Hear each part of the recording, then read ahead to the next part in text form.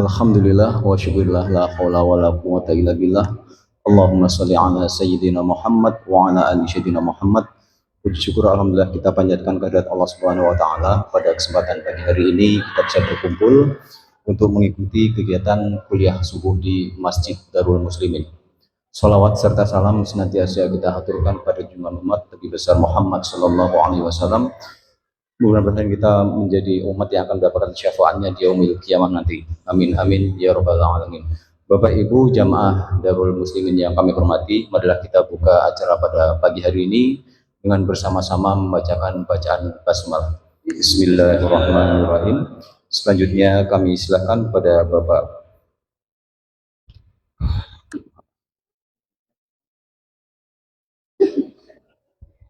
Kalau nanya temanya kayaknya bebas, Pak. Temanya bebas dalam arti yang oh sudah. Oke. Kepada Bapak Haji Mukhlis Mufror LCMAG kami silakan waktu dan tempat kami silakan.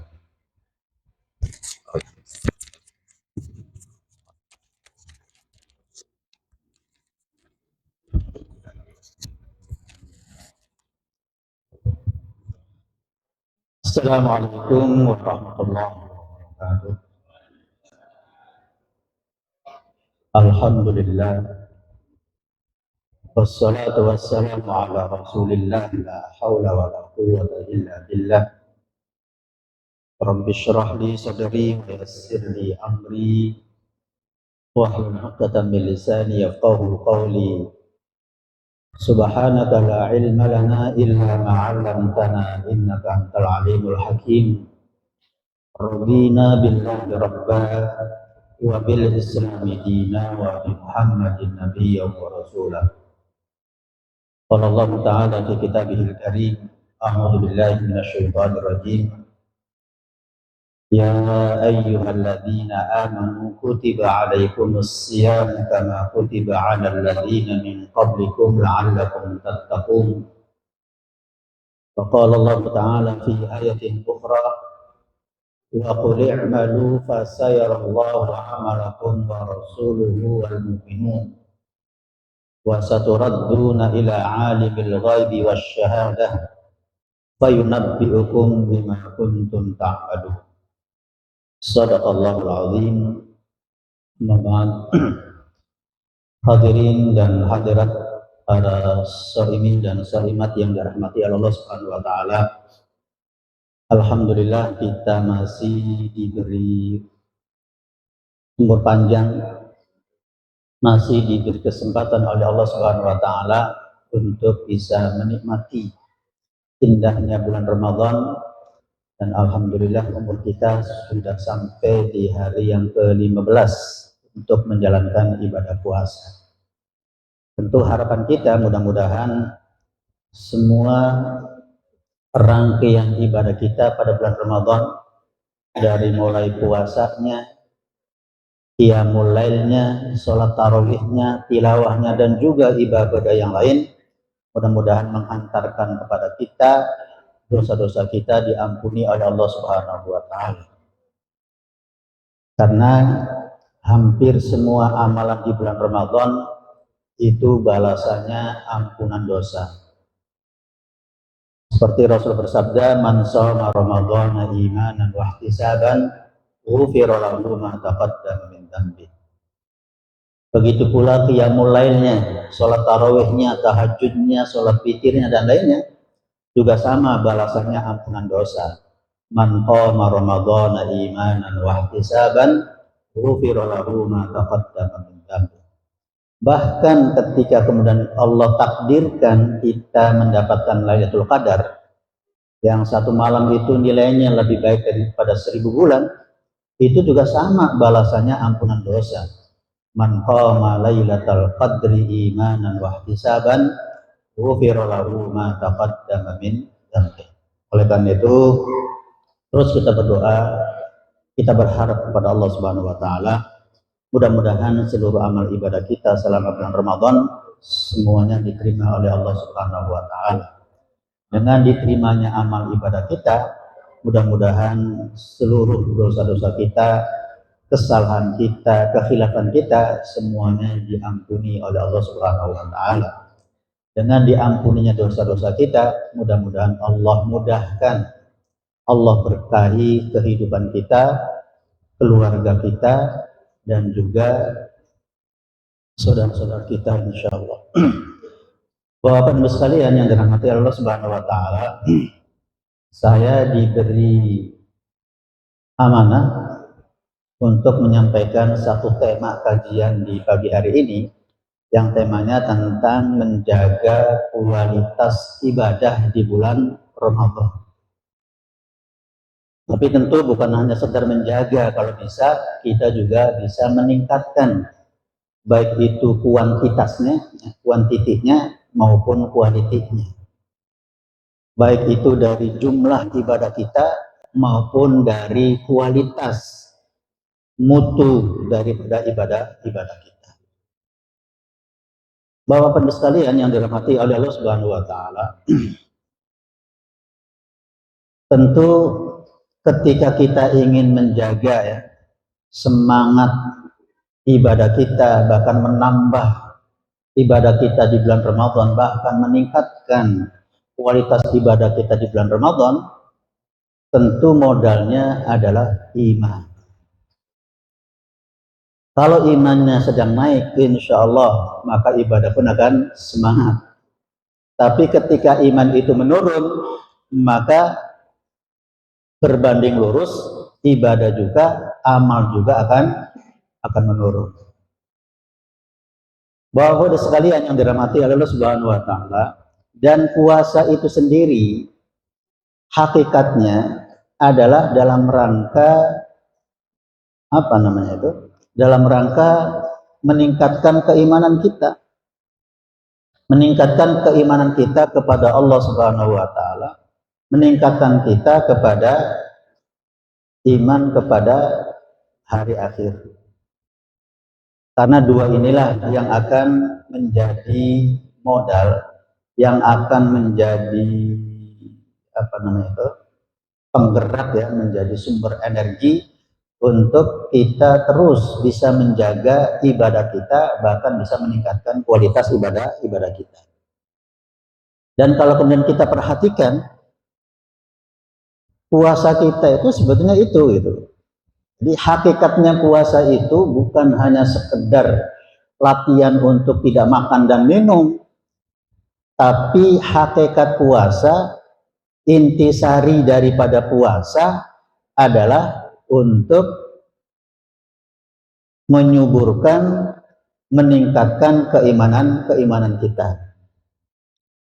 Maka kalau kemudian kita perhatikan, selama kita berpuasa, kita selalu merasa diawasi, selalu merasa dilihat, selalu merasa dipantau oleh Allah Subhanahu wa taala.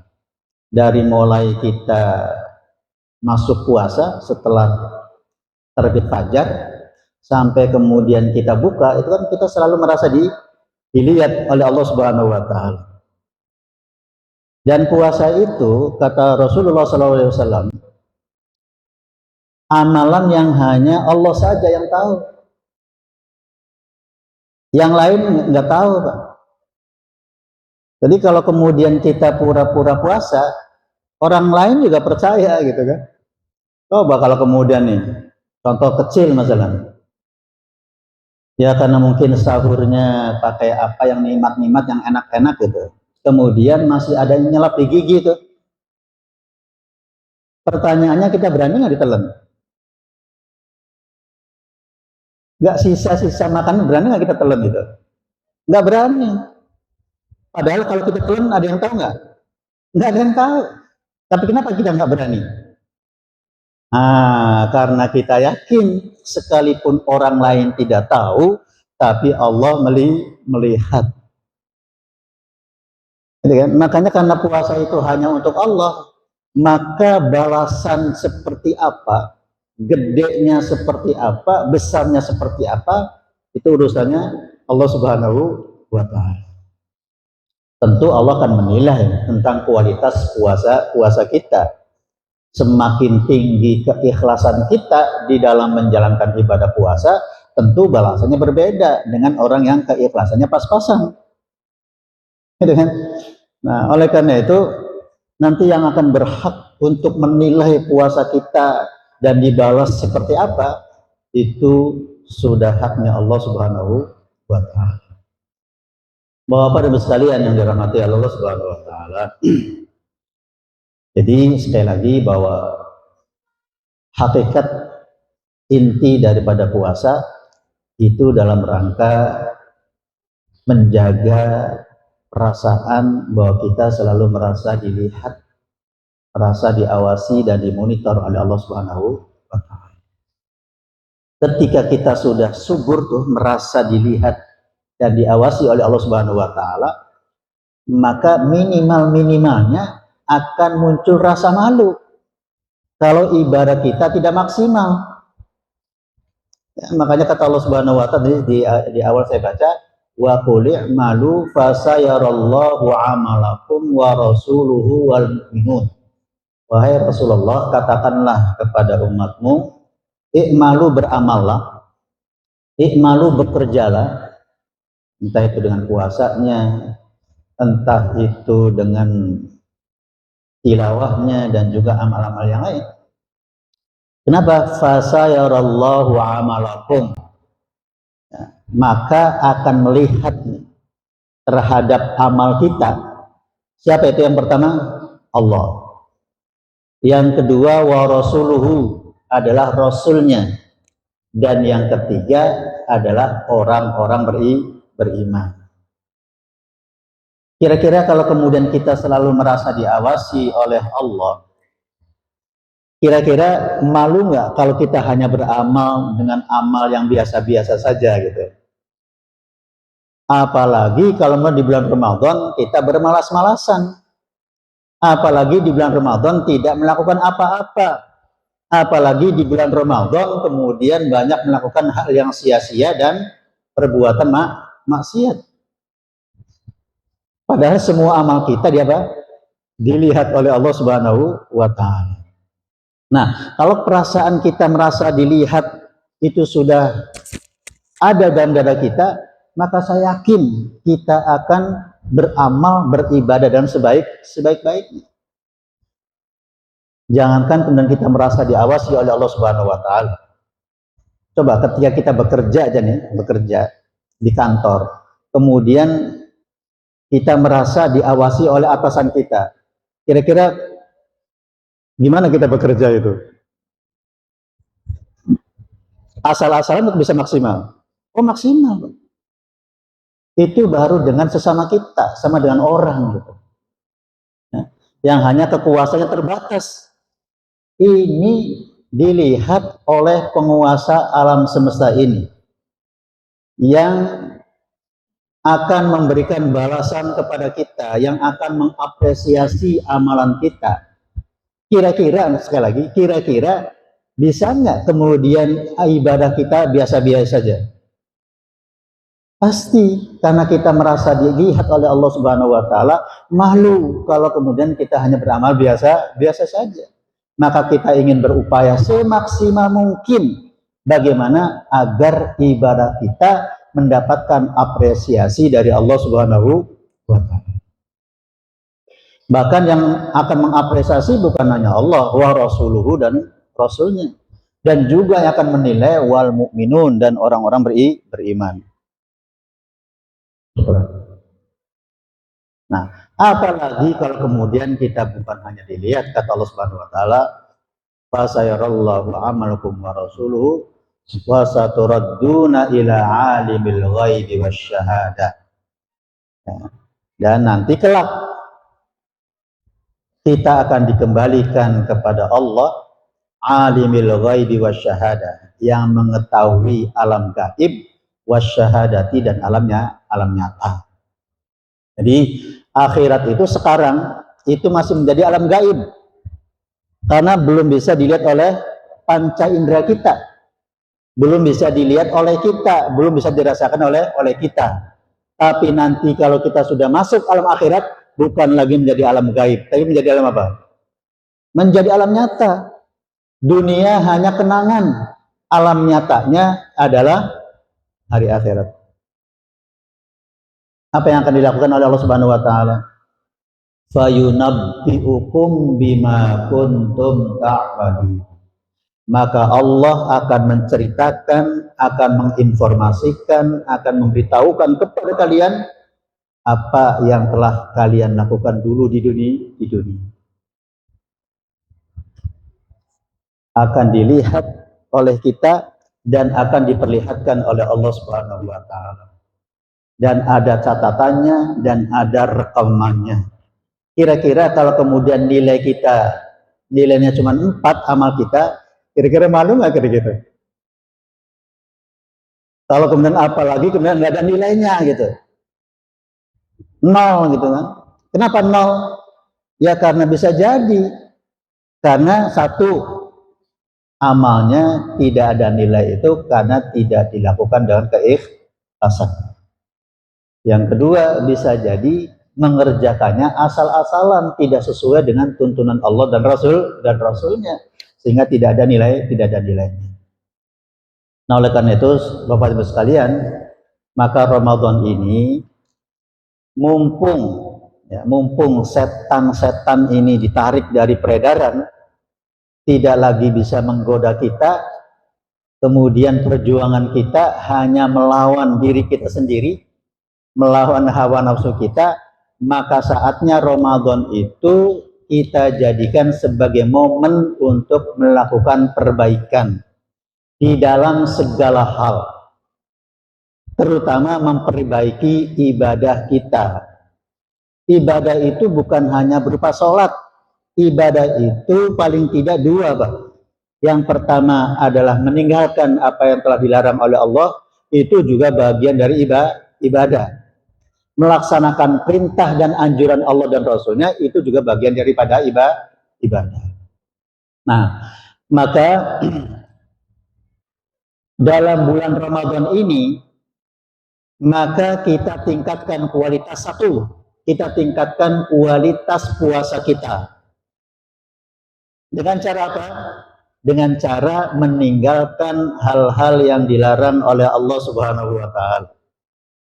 Maka pada bulan Ramadan ini puasa kita targetnya, goalnya bukan hanya meninggalkan makan dan minum.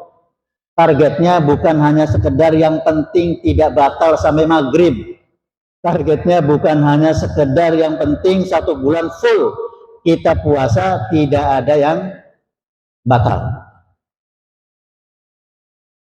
Tapi targetnya Pak, kira-kira ketika saya puasa, kita sudah bisa belum? Kemudian tadi tuh, menjaga hati kita, menjaga niat kita, menjaga seluruh anggota tubuh kita untuk tidak bermaksiat kepada Allah Subhanahu wa taala. Kalau itu bisa kita lakukan, itu tokcer. Itu baru puasa kita berkualitas. Jadi selama bulan puasa ya tadi, yang kita puasa, yang menurut bahasa puasa itu al-imsak, menahan diri, maka apa? Maka selama bulan puasa itu adalah memperbaiki untuk menahan diri, untuk tidak melakukan hal-hal yang dilarang oleh Allah Subhanahu wa taala. Mulai dari kepala kita. Ketika kita berpuasa, bisa enggak kita selalu berpikir yang positif-positif saja? Jangan kemudian berpikir yang negatif, kita buang. Nah, itu puasa akal kita. Kemudian kita turun ke bawah, ada mata kita. Bisa enggak kemudian mata kita berpuasa gitu. Menahan diri untuk tidak melihat hal-hal yang dilarang oleh Allah Subhanahu wa taala. Apalagi sekarang godaannya luar biasa dengan adanya setan gepeng itu kan. Bener ya? Ini kan setan gepeng itu kan luar biasa itu godaannya itu. Tuh kita lagi melihat apa, tiba-tiba tongol apa gitu kan. Itu kalau kemudian kita tidak mampu mengendalikan diri, bisa jadi dilanjutin tuh kita ngelihatnya. Tapi kalau kemudian kita sedang sadar bahwa kita lagi puasa, maka saatnya puasa itu harus menjadi junnah, menjadi perisai. Makanya kata Rasulullah, as-saumu junnatun, puasa itu harus menjadi perisai. Untuk apa? Untuk membentengi kita, untuk tidak bermaksiat kepada Allah Subhanahu wa ta'ala. Maka begitu melihat sesuatu yang dilarang oleh Allah, langsung di-cut tuh. Waduh, saya lagi puasa. Gitu ya. Nah, kemudian kita turun lagi tuh ke telinga itu. Telinga kita juga puasa. Jangan sampai gara-gara puasa untuk ngabuburit seharian penuh. Dengerin apa? Dengerin lagu yang tidak ada manfaatnya. Dengerin musik yang musik itu adalah dalam tanda kutip gitu kan. Banyak melanggar syariat gitu. Kenapa? Dengan memuji-muji perempuan, dengan kata-kata yang berbau pornografi gitu kan. Maka jelas musik-musik yang seperti itu yang dilarang. Nah, apalagi kalau kemudian telinganya dipakai untuk nguping, untuk dengerin orang menghibah, menggunjing, ngerasain orang, mengadu domba, didengerin, dinikmati itu. Kalau kemudian kita ingin meningkatkan puasa kita, segera stop. As-saumu junnatun, puasa harus menjadi perisai. Begitu dengar sesuatu yang tidak benar, langsung di-cut. Saya lagi puasa, saya harus meninggalkan orang yang sedang menggunjing. Gitu kan? Kemudian lisan kita juga sama. Tingkatkan puasa kita untuk apa? Untuk tidak ngomongin kecuali yang baik, yang baik-baik. Yang kata Rasulullah, man kana yu'minu billahi wal yaumil akhir falyaqul khairan aw liyasmut. Barang siapa yang beriman kepada Allah, bahwa Allah itu Maha melihat, yakin Allah Maha mendengar, yakin Allah Maha mencatat, yakin Allah merekam semua amal ibadah kita, bahwa kata Allah ma yalfidhu min qaulin illa ladaihi raqibun atid.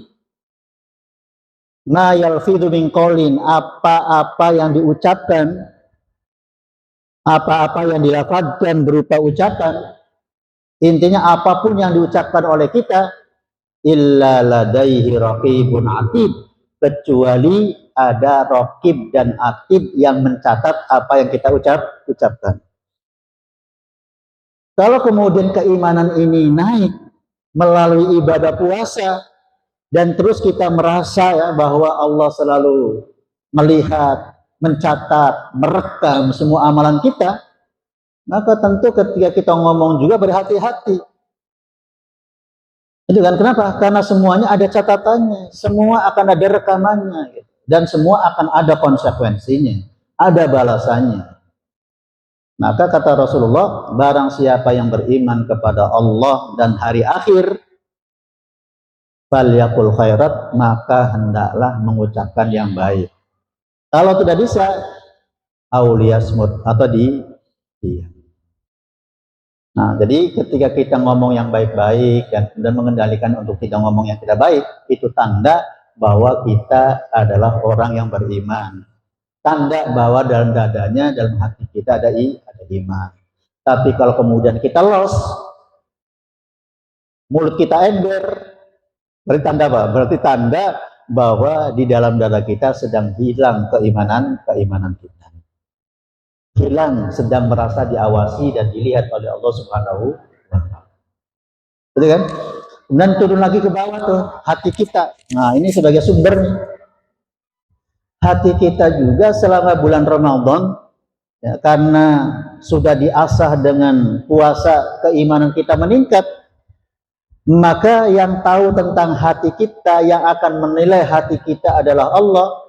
Maka selama bulan puasa, selama bulan Ramadan, kita bersihkan hati kita. Jangan sampai ada ada kesombongan, ada keangkuhan, ada iri hati, ada dendam, ada apa lagi kira penyakit hati itu? Banyak. Nah, selama bulan Ramadan kita tahan, kita imsak, kita kontrol diri. Agar apa? Agar penyakit-penyakit hati yang selama ini bercokol dalam hati kita berupaya untuk kita hilangkan. Selama bulan Ramadan. Ya. Bukan berarti setelah Ramadan kemudian balik lagi, enggak. Ya. Tapi startnya itu diawali dari puasa Ramadan. Dan seterusnya, dan sampai kepada tangan, kaki, gitu kan. Jadi ketika bulan puasa, tangan kita juga harus puasa. Jangan sampai tangan kita kemudian melakukan hal-hal yang tidak benar. Contoh ketika di kantor misalnya, ya nggak boleh kalau kemudian menandatanganin hal-hal yang dilarang oleh Allah Subhanahu Wa Taala, gitu kan? Ketika merubah angka dari nolnya satu, dari nolnya berapa tuh 3, yang seharusnya nolnya 3 kemudian dirubah jadi 1, ditantanganin ini. Atau kemudian ditambahin yang tadinya nolnya cuma berapa tuh? Cuma 5 ditambahin menjadi 1, jadi 6 gitu kan. Tapi ditanganin juga itu. Nah, kalau kemudian kita sedang berpuasa, kita tahan diri untuk tidak melakukan hal-hal seperti itu. Bapak penuh sekalian yang dirahmati Allah Subhanahu Wa Taala, kalau kemudian selama 1 bulan kita bisa puasa, bisa meningkatkan kualitas puasa, maka insya Allah selama 1 bulan itu sudah cukup untuk membentuk habit kita, untuk membentuk kebiasaan baru kita. Jadi nanti kita terbiasa tuh selama 1 bulan yang sudah dilatih itu, sudah terbiasa pikiran kita positif, mata kita selalu melihat yang positif-positif, kemudian hati kita selalu terjaga kebersihan. Mudah-mudahan itu terus akan berlanjut selama satu tahun ke depan, gitu kan? Itulah harapannya. Sehingga dari tahun ke tahun itu takwa kita bukan stagnan gitu. Tapi dengan kita diberi kesempatan setiap tahun untuk bertemu dengan Ramadan, itu seharusnya iman kita, ketakwaan kita meningkat. Bukan stagnan, tapi bertambah. Jadi hitung-hitungan ginilah kira-kira. Kalau tahun kemarin kalau kita hitung nih, 1 hari itu berbohongnya sampai 100 kali, ya minimalnya setelah puasa ya rada berkurang lah kira-kira. Yang tadinya 100 menjadi berapa kira-kira? Jadi 10 kan itu kan. Lama-lama nanti setelah kita meninggalkan dunia ini, ya mudah-mudahan kita bisa 100% itu kan. Maka pesan Allah Subhanahu Wa Ta'ala-nya apa? Ya ayyuhalladzina amanut taqullaha haqqa tuqatih. Wahai orang beriman, bertakwalah dengan totalitas, ya, haqqa tuqatih, dengan sebenar-benarnya takwa.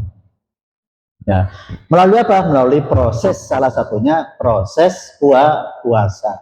Jadi puasa itu salah satunya tahapan untuk meningkatkan ketakwaan kita kepada Allah Subhanahu wa Ta'ala. Itu dari puasa ya. Kalau kemudian kita mau meningkatkan kualitasnya, maka bukan hanya sekedar puasa mulut, perut, tapi apa? Tapi puasa seluruh anggota tubuh. Itu baru puasanya berkualitas.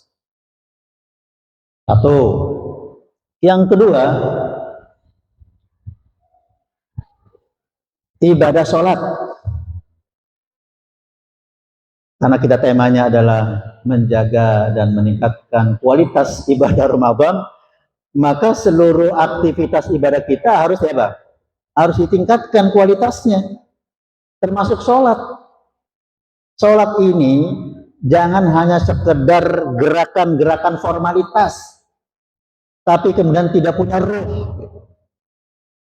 Ruhnya sholat itu apa? Kata Imam Ghazali, ruhnya sholat itu khusyuk. Jadi kalau selama sholat tidak ada khusyuknya, maka menurut Imam Ghazali, maka sholatnya batal. Sholatnya tidak sah. Karena kata Allah Subhanahu Wa Ta'ala, qad aflahal mu'minun alladzina hum fi sholatihim khashi'un. Jadi sekalipun cuman berapa saat khusyuk itu harus ada.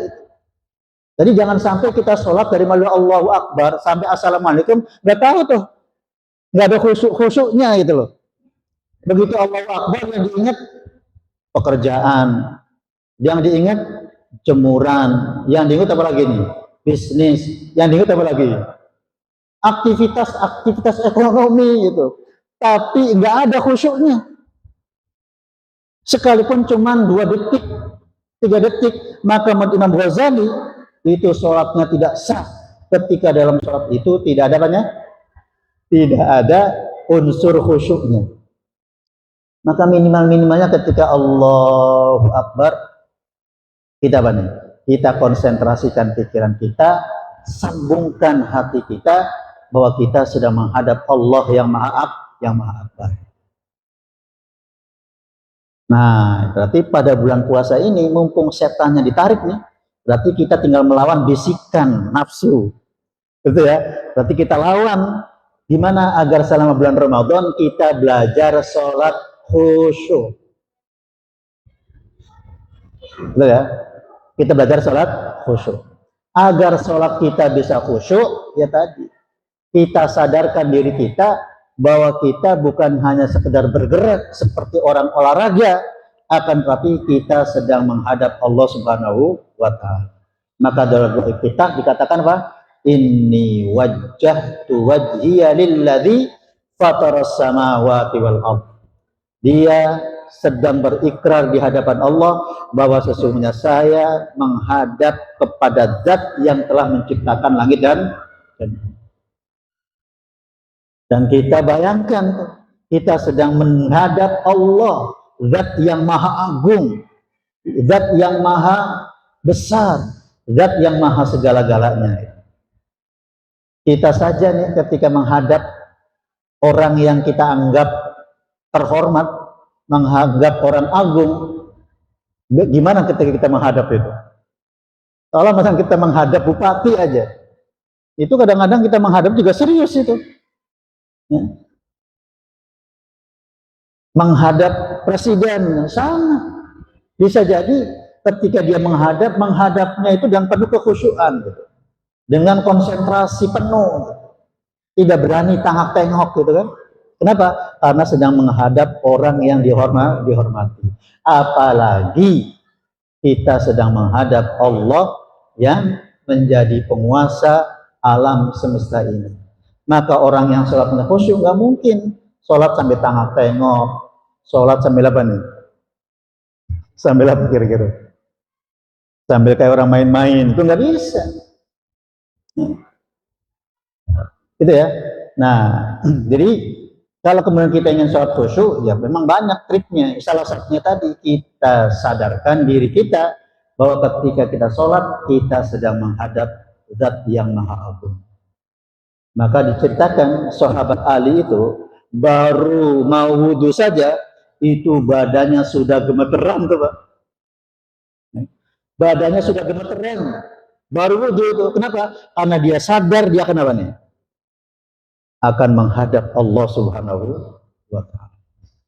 Kita aja sama tuh Pak, ketika kita mau berhadapan dengan bupati, gubernur, presiden, kira-kira gemeteran nggak kira-kira?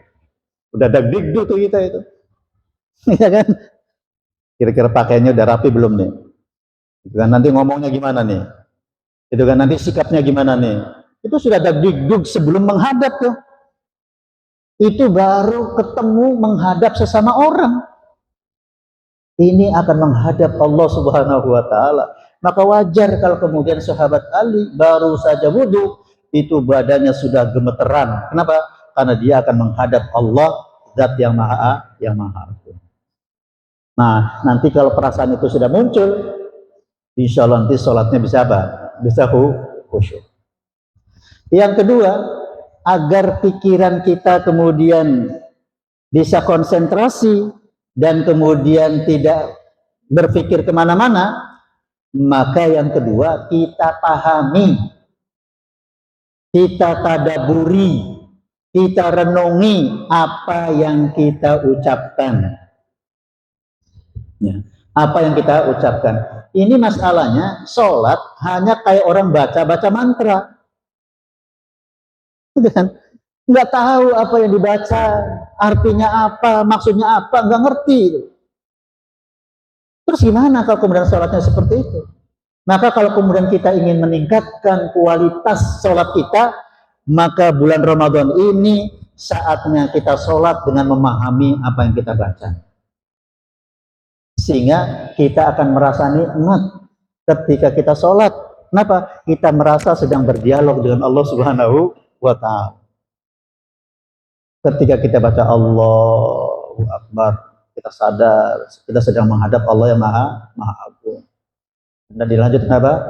Inni wajjahtu wajhi lilladzi fataras samawati wal ardi. Ya Allah, sesungguhnya aku menghadapmu, yang menghadapkan wajahku kepada zat yang menciptakan langit dan bumi. Setelah itu kemudian dia mengeluarkan statement tuh. Kemudian berjanji di hadapan Allah, inna sholati wa nusuki wa mahyaya wa mamati lillah. Gitu kan? Bahwa sholatku, seluruh aktivitas ibadahku, wa mahyaya dan hidupku sampai matiku lillahi rabbil alamin, hanya untuk Allah, Tuhan semesta alam. Apalagi kalau kita sudah baca surah Al-Fatihah tuh. Kalau kita dalam hadis qudsi, ketika kita membaca Fatihah itu langsung dijawab oleh Allah Subhanahu wa taala. Ketika kita membaca bismillahirrahmanirrahim, alhamdulillahirabbil alamin, apa kata Allah?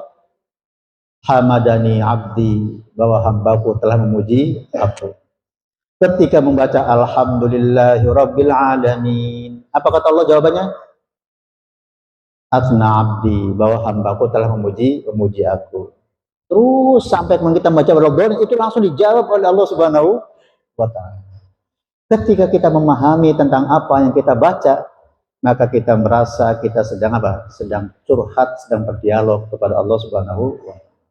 Sehingga dengan kita memahami apa yang kita baca, itulah yang akan menutup pikiran kita untuk kemana-mana. Tapi kalau kita tidak paham, ya tadi, baru Allahu Akbar saja sudah kemana-mana. Sudah kemana itu pikiran kita? Sudah kemana-mana. Itu kan? Nah, jadi Bapak dan Ibu sekalian yang dirahmati Allah Subhanahu wa taala, maka di bulan Ramadan ini di samping kita meningkatkan kuantitinya, kita perbanyak ibadahnya, tapi jangan lupa momen untuk meningkatkan kualitas ibadah kita. Puasa kita, kemudian tadi ya ibadah kita, sholat kita ditingkatkan dari yang hanya sekedar gerakan. Kemudian kira-kira sholat kita punya ruh, itu apa? Yaitu sholat penuh dengan khusyuk. Kemudian yang ketiga, tilawah kita. Tilawah kita targetnya bukan hanya khatam Al-Quran. Jangan kemudian kita hanya berlomba-lomba, kamu sudah khatam berapa kali itu. Bukan tidak boleh, bagus. Untuk berlomba-lomba menghatamkan Al-Quran di bulan Ramadan. Karena memang bulan Ramadan adalah bulan diturunkannya Al-Quran. Tapi yuk kita tingkatkan gitu loh.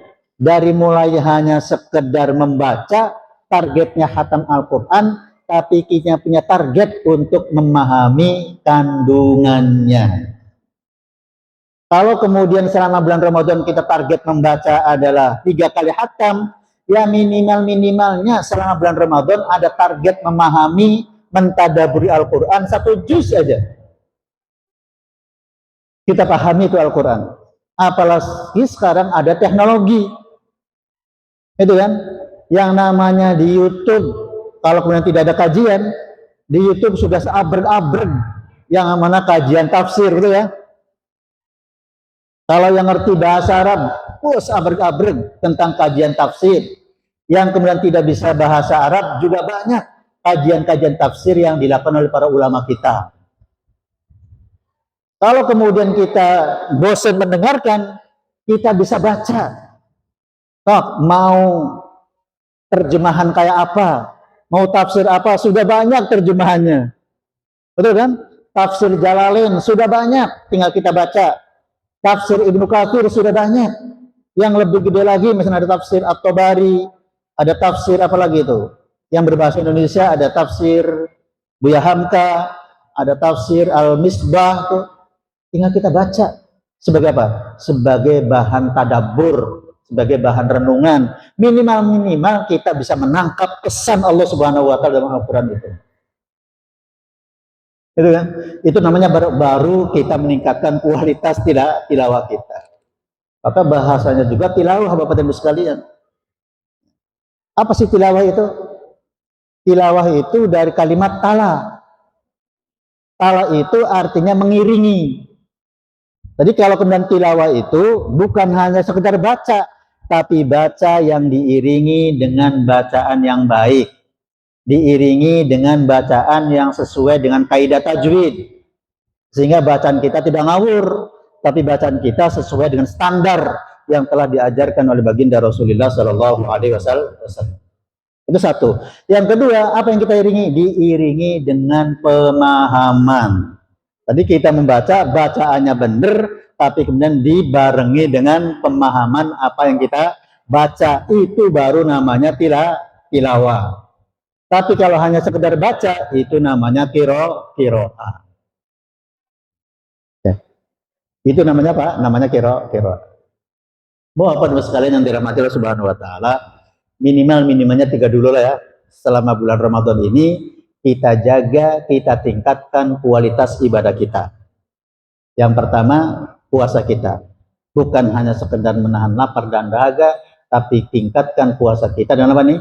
Dengan menjaga hati kita, menjaga niat kita, menjaga anggota tubuh kita untuk tidak melanggar larangan Allah Subhanahu wa Ta'ala, tapi diisi dengan hal-hal yang positif, diisi dengan amal kebaikan. Satu. Yang kedua, sholat kita tingkatkan kualitasnya, bukan hanya sekedar sholat seperti yang sudah-sudah, tapi yuk kita belajar untuk sholat khusyuk dan kita pahami apa yang kita baca. Dan yang ketiga, tilawah Al-Quran, bukan targetnya hanya sekedar khatam Al-Quran, tapi kita punya target untuk memahami isi kandungan Al-Quran.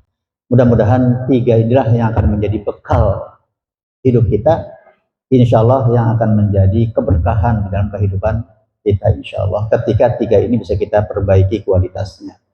Baik, itu saja yang bisa disampaikan. Untuk sementara saya akhiri. Aku lupa lihat dan astagfirullahaladzim. Assalamualaikum warahmatullahi wabarakatuh.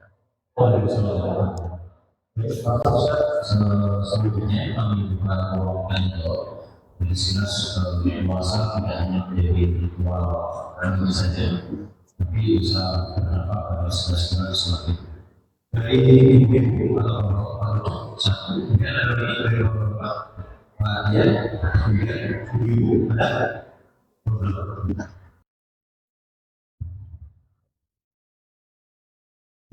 Jangan langgar tepatnya. Waalaikumsalam.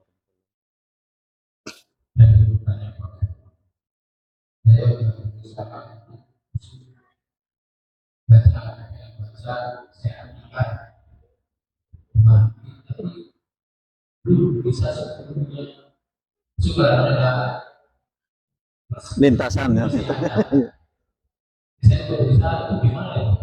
Ya.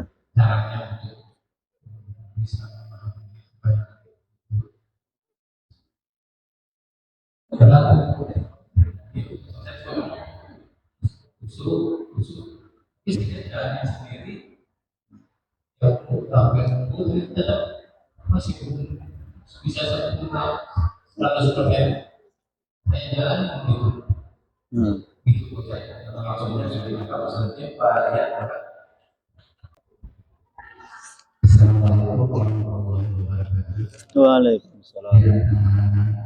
Untuk menjaga kesubuhan sholat, kadang-kadang kita merasakan terganggu dengan bacaan-bacaan yang dilakukan oleh teman sebelah dengan suara yang dalam bahasa Sunda tidak manggil dari hati, terus sangat khusyuk, tapi merasakan itu kita dan suaranya sangat terbuka. Kalau terganggu lebih suara dari sebelah. Kasih. Assalamualaikum warahmatullahi wabarakatuh. Waalaikumsalam. Terima kasih Bapak sekalian. Jadi sekalipun saya memandang khusyuk, bukan berarti saya sholatnya bisa khusyuk ya. Samalah seperti kita secara umum ya. Memang sholat khusyuk itu tidak simsalabim langsung bisa. Tapi memang harus ada latihan-latihannya. Harus bertahap untuk kita belajar sholat khusyuk. Jadi yang namanya belajar ya kayak anak kecil lah gitu ya. Ketika belajar berdiri ya tidak langsung bisa berdiri kan, jatuh bangun gitu. Tapi yang penting ada keinginan dulu lah gitu. Ada keinginan untuk bisa sholat khusyuk. gitu kan. Nah, kalau sudah ada keinginan, insya Allah tuh Pak, biasanya nanti pelan-pelan itu akan meningkat tuh kekhusyuan kita. Jadi dulu khusyuknya baru Allahu Akbar. Nanti bisa jadi nanti sholat lagi nambahin lagi tuh, bukan hanya Allahu Akbar itu kan, tapi kan nambah satu tahap itu kan. Yang tadinya cuma 2 detik nambah menjadi 5 detik terus itu. Nanti lama kelamaan mudah-mudahan bisa Pak, bisa total tuh dari mulai Allahu Akbar sampai Assalamualaikum, betul-betul kita khusyuk, betul-betul totalitas kita merasa sedang berhadapan dengan Allah Subhanahu wa Ta'ala. Sehingga pikiran kita juga bisa terkontrol, perasaan kita juga bisa terjaga gitu kan. Tapi itu tadi, tapi itu harus melalui latihan demi latihan. Kalau tanpa ada latihan, nggak bisa Pak. Langsung jadi kita sholat khusyuk itu nggak bisa. Ya, apalagi ketika orang sholat itu kan setannya namanya setan apa itu? Ada yang tahu nggak namanya? Setan jasin lah namanya itu. Jadi kalau kemudian orang itu begitu sholat itu langsung datang tuh sholat apa si setannya itu. Maunya begitu Allahu Akbar itu semua kebayang semua tuh. Itu kan yang tadinya lupa kunci di mana, kunci ketinggalan. Coba sholat. Ingat itu ketika itu ya. Itulah godaan apa? Godaan khusyuk. Ya, itu lagi godaan apa? Godaan khusyuk ya. Karena keutamanya besar, maka godaannya juga cukup lumayan gitu ya. Jadi gitu Pak. Jadi memang kita nggak bisa kemudian tingkatan kayak kita gini itu kemudian sholat bisa langsung khusyuk. Tapi apa? Tapi ya tadi harus ada latihan dan kemudian ada bolong sana sini wajar gitu. Makanya tadi Imam Ghazali itu tidak mengharuskan sholat itu khusyuk secara full, enggak. Yang penting ada bagian dari sholat itu ada yang khusyuknya gitu. Itu sudah cukup. Ya, maka nanti sekali nyambung dengan pertanyaan kedua, kalau kemudian kita sedang sholat, kemudian terganggu dengan bacaan orang sebelah, sholatnya sah nggak? Kalau hanya sekedar targetnya sah dan tidak sah, insya Allah asal syarat rukunnya terpenuhi, maka sah Pak.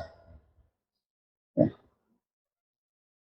Rukunnya terpenuhi, gitu kan? Tidak ada gerakan yang membatalkan sholat, insya Allah sholatnya sah. Nah, tapi tadi kalau kemudian tidak ada khusyuknya, lagi-lagi sholatnya kurang sempurna. Kalau menurut Imam Ghazali, kalau tidak ada khusyuknya, maka sholatnya tidak sah. Itu kata sebagian ulama Imam Ghazali. Tapi secara mayoritas, maka khusyuk itu tidak menjadi syarat sahnya sholat. Asal memenuhi syarat rukunnya, maka cukuplah sholat itu. Tapi kan bukan itu tujuan sholat, betul kan? Bukan hanya sekedar gerak-gerik yang tanpa ruh itu. Makanya Allah katakan qad aflahal mu'minun, telah beruntung orang-orang beriman itu. Siapa orang beriman yang beruntung itu? Satu adalah alladzina hum fi sholatihim khusyuk. Adalah orang-orang yang khusyuk ketika dia sholat. Ya. Baik, itu saja barangkali yang bisa disampaikan. Selanjutnya ada Pak Syukur dan Pak Hanif. Ini majelis itu ya Pak ya. Jadi untuk pertanyaan lagi, maka Pak Syukur kemudian Pak Hanif. Assalamualaikum warahmatullahi wabarakatuh. Waalaikumsalam. Ustaz, saya mau tanya masalah ibadah puasa. Tadi katakan Ustaz, ibadah puasa itu diwajibkan orang-orang yang beriman atau yang beriman. Sedangkan semacam anak-anak itu kan belum balik, itu padanya mungkin kalau bisa balik. Yang kedua, ibadah puasa itu sangat istimewa, artinya khusus di bulan suci Ramadan ini. Bahkan yang langkah kita pun istilahnya mengibadah itu selalu dilakukan. Nah, tadi dikatakan Pak Ustaz, di dalam bulan suci Ramadan itu setan itu diulang. Sedangkan manusia masih berbuat amarah nafsu. Nah, apakah setan itu masih mengganggu? Apakah kita amarah kita? Yang ketiganya yang tak masalah pahala. Pahala kan Allah. Sedangkan kalau ibadah sholat itu kalau sendiri, misalkan tidak ada secara manusia, misalkan pilihnya satu, secara pribadi, kalau berjamaah itu 27. Berarti antara perbedaan sholat bisa dinilai. Sedangkan ibadah puasa itu hak berkecuali. Apa bedanya? Waalaikumsalam. Assalamualaikum warahmatullahi wabarakatuh. Begitu itu ada pilihan konsep yang ada suami, ada bunyi, kajian yang tadi disampaikan kemungkinan banyaknya usulnya. Nah, saya lihat bahwa ketika kita bicara khusyuk itu yang di rumah itu kelihatannya penuh, mungkin ada pikirannya mana. Saya dalam itu pilihannya belajar dulu dia mengamalkan yang di rumah. Lebih banyak meninggalkan sifatnya tadi apa semua dan sebagainya. Dengan mencari dunia untuk mengamalkan kondisi Muhammad dan Alex itu yang bagus. Kalau dia ada kualitas masih bagus, ya kan itu sudah lebih nyaman. Pulang-pulang udah banyak skillnya. Itu adalah bagian dari peningkatan Anda dan berlipat tidak bila dibandingkan dengan yang khusus nanti di masjid lah. Saya yakin tanggal 22 jangan-jangan mereka juga khusus juga sih. Buat dipaksa untuk khusus. Mungkin itu saja. Assalamualaikum warahmatullahi wabarakatuh. Waalaikumsalam. Jadi tadi pertanyaan, di bulan puasa setan itu kan dibilang goda ya. Jadi ketika ada orang tidak puasa, ada orang kemudian melakukan hal-hal yang tidak baik, itu karena nafsu kita atau karena godaan setan gitu-gitu ya. Jadi Rasulullah SAW bersabda begini, idza jaa Ramadan, apabila datang bulan Ramadan. Apa yang dilakukan oleh Allah Subhanahu wa taala ketika datang bulan Ramadan? Yang pertama, futihat abwaabul jannah. Semua pintu surga dibuka. Makanya puasa itu hanya orang beriman, Pak. Yakin nggak kalau kemudian pada bulan Ramadan surga dibuka pintu-pintunya? Bukan buat orang yang tidak beriman, bisa jadi dijadikan bahan ketertawaan, betul ya? Padahal ini dibuka agar kita bersemangat, termotivasi untuk banyak ibadah. Dengan apa balasannya? Pintu surga terbuka.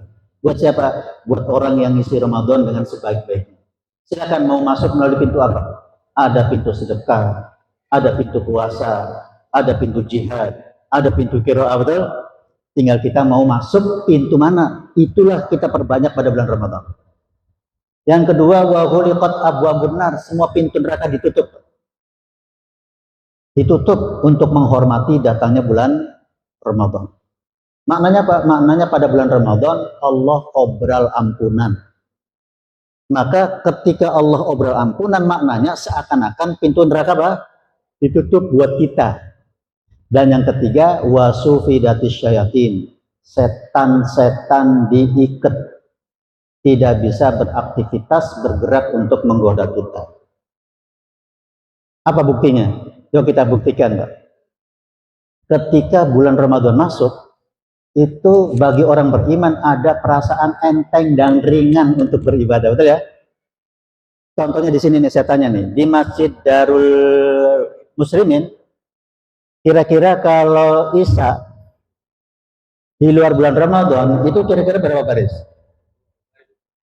Tanpa Ramadan berapa baris? Di beberapa tempat itu semuanya bludak ya, betul ya? Ada perasaan enteng dan perasaan ringan, Pak. Atau yang kedua, itu biasanya orang seendang-endang nggak pernah baca Al-Quran itu. Itu begitu masuk Ramadan, kok tiba-tiba ingat itu, dicari-cari itu Al-Quran gitu ya. Dilalanya tergerak ingin apa? Ingin menghatapkan Al-Quran gitu. Itu apa? Itu salah satu indikasi bahwa setan tidak lagi menggoda kita. Jadi kalau kemudian masih ada perasaan malas, perasaan ingin berbuat yang tidak baik, itu hakikatnya bukan godaan setan, tapi itu ekses bekas godaan setan selama 11 bulan. Yang apa diinginkan oleh setan kita turutin, sehingga itu menjadi refleks, membentuk apa tuh refleksitas kita gitu. Iya, jadi kebiasaan itu yang terbawa gitu. Contoh gini lah, yang saya bisa contohin gini. Nih, kalau ada bayi umur masalah 1 pekan, kemudian dia cenderung untuk tidurnya miring ke kiri misalnya itu, dan tidak oleh orang tuanya tidak disadari, segera apa? Dilurusin itu, terus miring lagi, miring aja gitu. Setelah 1 bulan baru sadar, loh kok anak saya jadi miring begini nih lehernya. Oh, dari kepala tempang begini nih itu. Kemudian oleh orang tuanya dilurusin. Pertanyaannya, kira-kira bisa lurus lehernya itu berapa menit kira-kira? Berapa menit kira-kira? Enggak, kira-kira berapa menit, Pak? Paling juga 1 menit, 2 menit dia udah kemana lagi tuh? Miring lagi. Benar ya? Dia akan miring lagi. Nah, kita itu kadang-kadang begitu, Pak. Selama 11 bulan, apa yang dibisiki oleh setan, itu yang kita ikutin.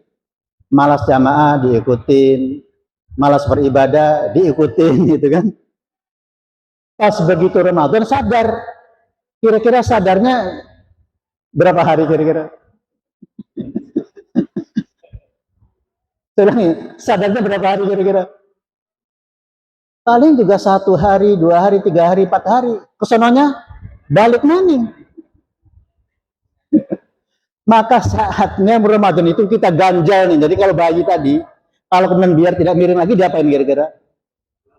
Diganjel. Biar apa? Biar tidak miring lagi, gitu kan? Sampai kapan? Nah, sampai lurus. Sama bulan Ramadan itu sangatnya kita mengganjal nafsu kita gitu loh. Yang tadinya sudah refleks karena selalu mengikuti godaan setan tadi, yuk kita ganjal Ramadan ini. Insya Allah 1 bulan cukup untuk apa?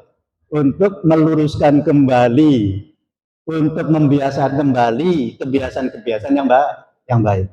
Itu ya.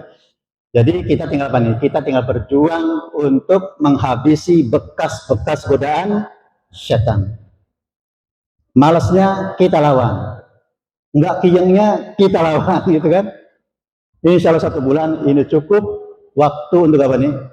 Untuk mengganjal agar kita selalu membiasakan yang baik. Itu satu. Yang kedua, terkait dengan anak kecil. Di anak kecil itu kan belum diwajibkan oleh Allah untuk ditaklif, untuk mendapatkan beban beribadah, betul ya?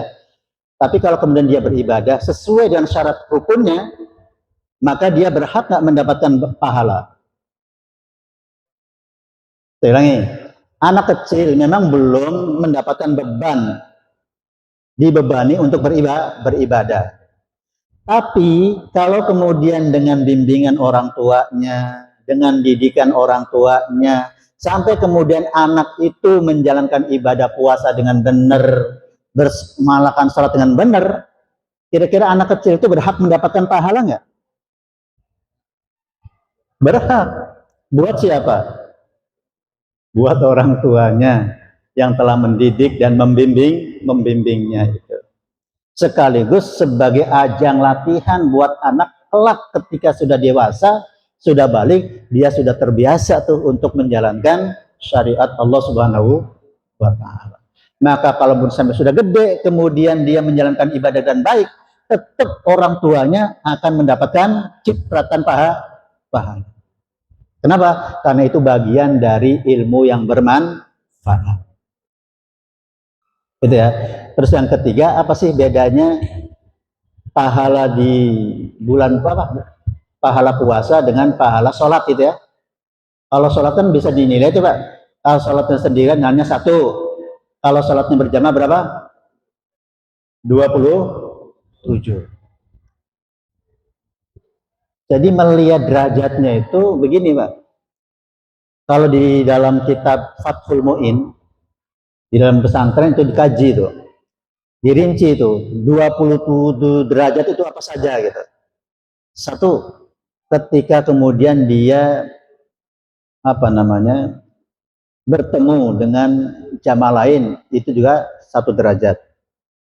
Kemudian karena dia sholatnya bareng-barang kemudian bisa berdampak terhadap kekhusyuan, itu 1 derajat.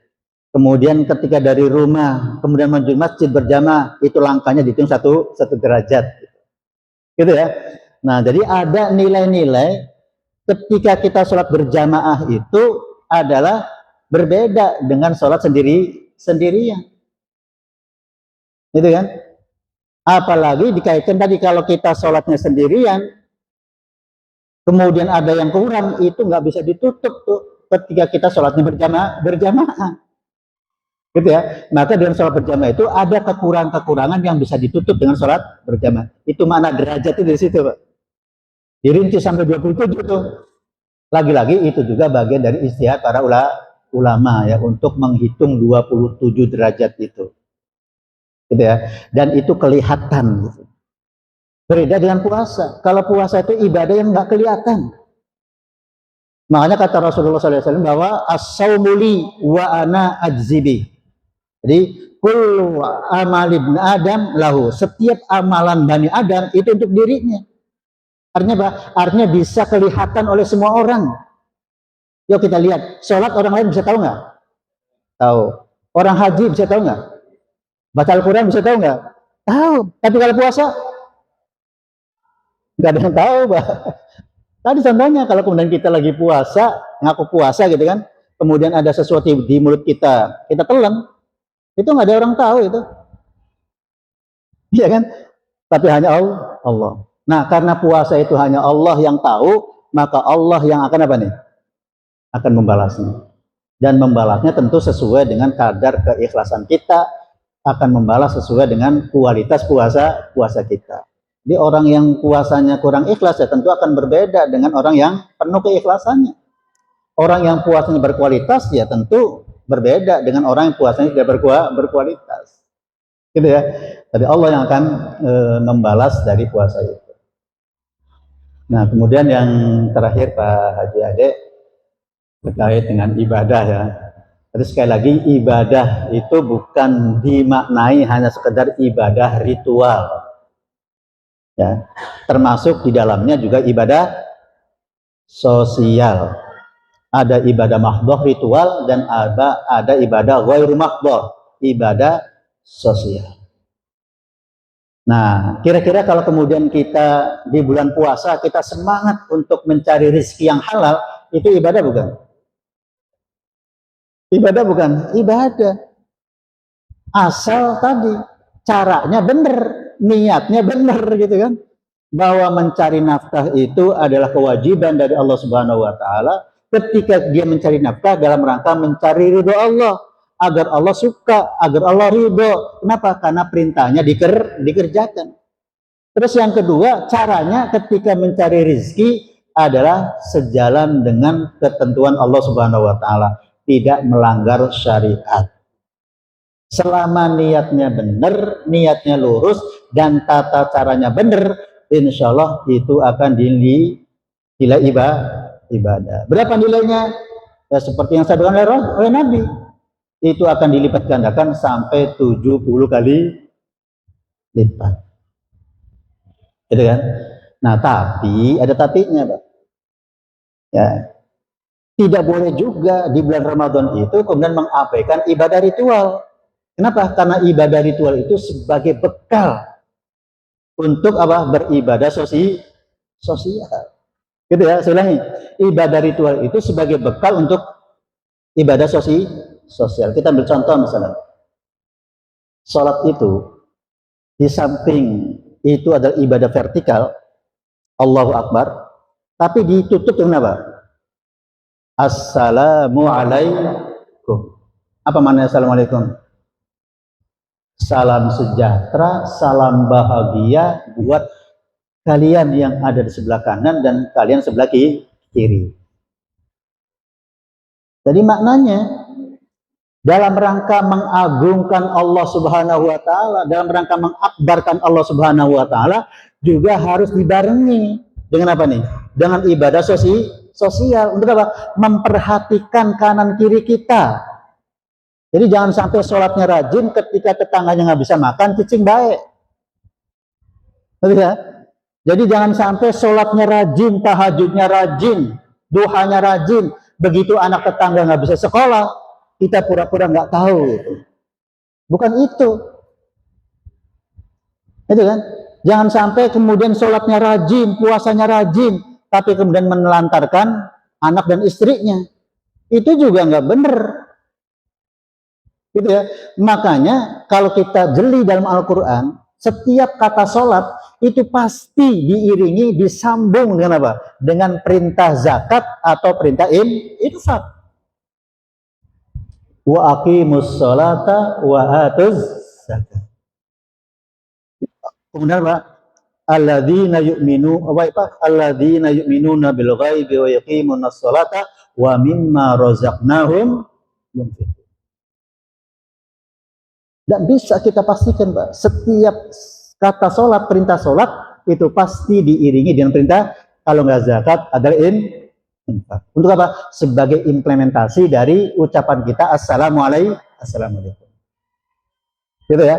Nah, jadi sekali lagi ibadah ritual dan ibadah puasa ini jangan sampai kemudian porsinya lebih banyak untuk mencari materi duniawi, sementara untuk bekal ritual kita, bekal ruh kita adalah kemudian kita abaikan. Itu juga akan berdampak terhadap ibadah sosialnya. Semakin kuat ibadah ritualnya, insya Allah akan kuat juga ibadah sosialnya. Wallahu a'lam bishawab. Kita tahu ada. Ya. Nah. Insyaallah terima kasih Ustaz atas penjelasannya. Sebenarnya disampaikan keseimbangan antara ritual dan sosial yang sering terjadi pertanyaan kepada ibu dan juga untuk meningkatkan kualitas keimanan kita dan Allah Subhanahu wa taala mari kita manfaatkan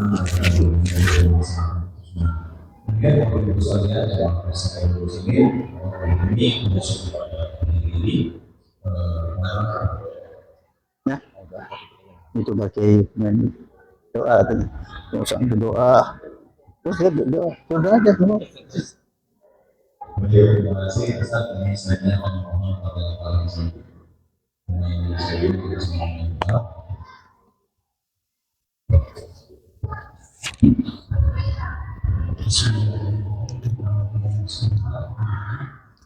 Astagfirullahaladzim.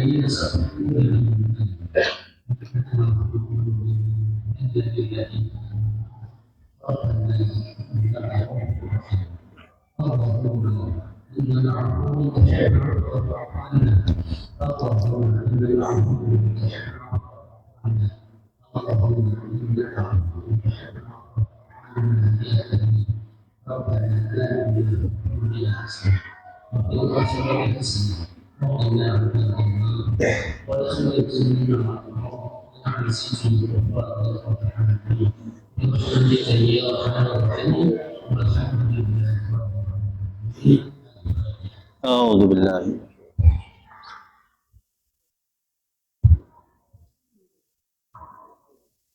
Subhanallah. Kita berada dalam masa ini sama-sama mengerjakan juga